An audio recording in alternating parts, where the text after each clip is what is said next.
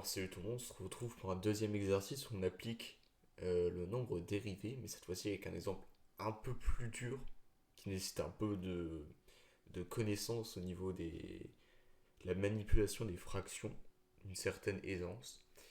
Donc je vais aller directement à l'intérieur, hein. Enfin je vais directement commencer la correction. N'hésitez pas à me mettre en pause si vous le voulez bien sûr, hein. Je ne dis pas que vous êtes obligé juste d'écouter.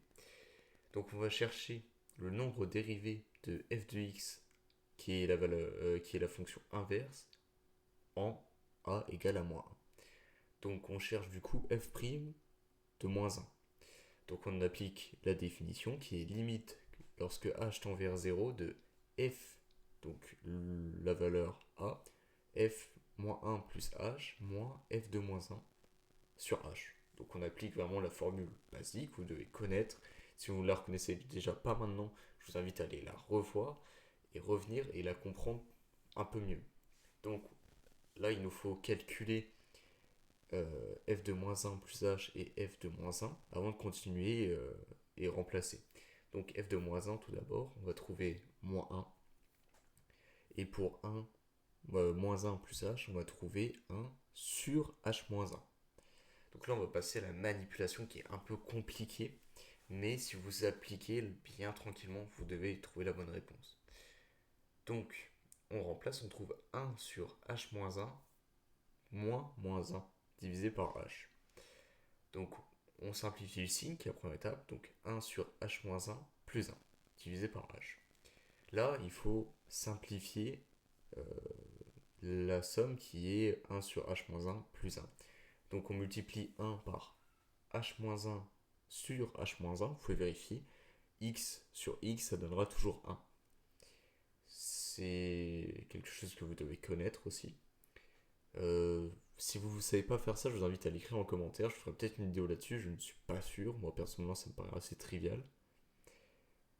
Donc, on a la simplification qui donne 1 plus h-1, le tout sur h-1, le tout encore une fois sur h.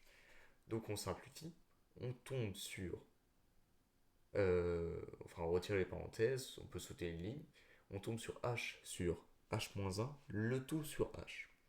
Et là, il faut manipuler.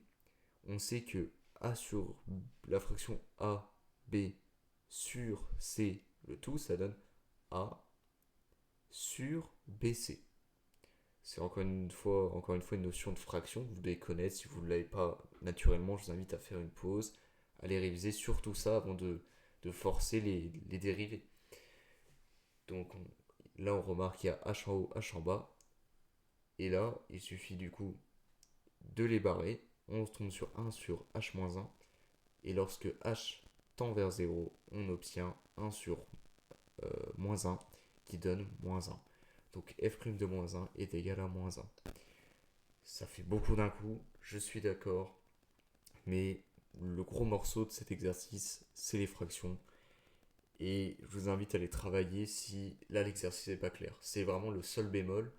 Et si le tout début, les premières lignes, vous ne savez pas ce que c'est que la définition, je vous invite à aller voir le cours, à aller regarder la deuxième partie.